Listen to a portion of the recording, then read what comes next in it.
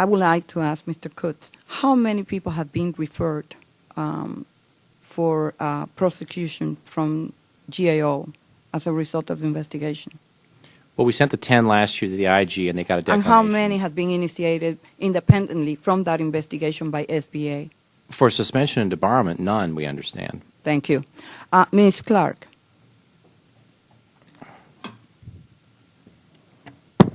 Thank you very much, Madam Chairwoman. And I'm sorry. Mr. Bartlett.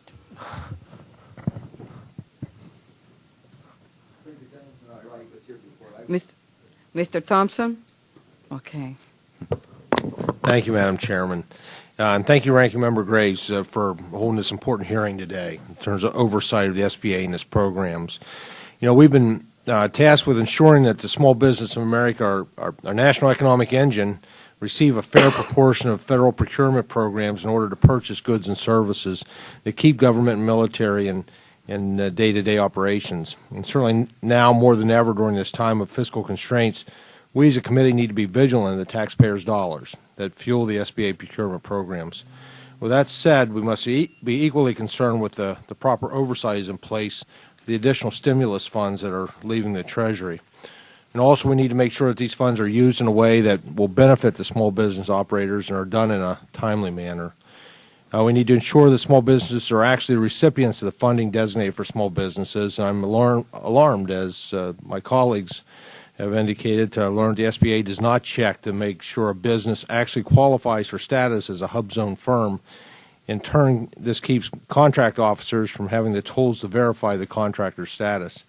The hub zone program was designated to provide federal contracting opportunities for qualified small businesses located in distressed areas. And the last thing our government agencies need to be doing is further assisting the misappropriation of funds that are designated for these distressed areas and creating the further impediments to the true intent and mission of the hub zones.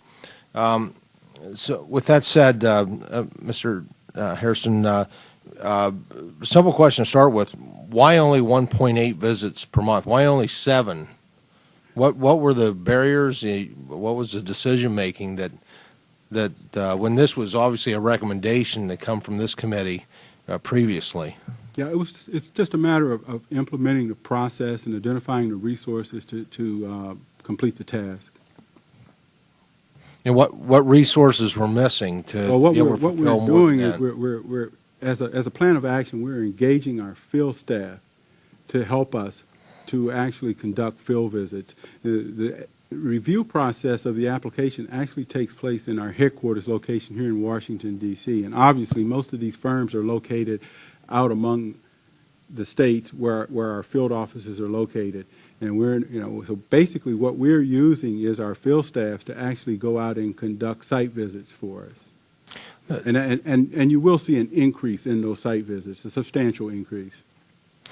Does the SBA contact contracting officers and agencies when questionable behavior in the hub zone program is reported so that the contracting officers can take appropriate action?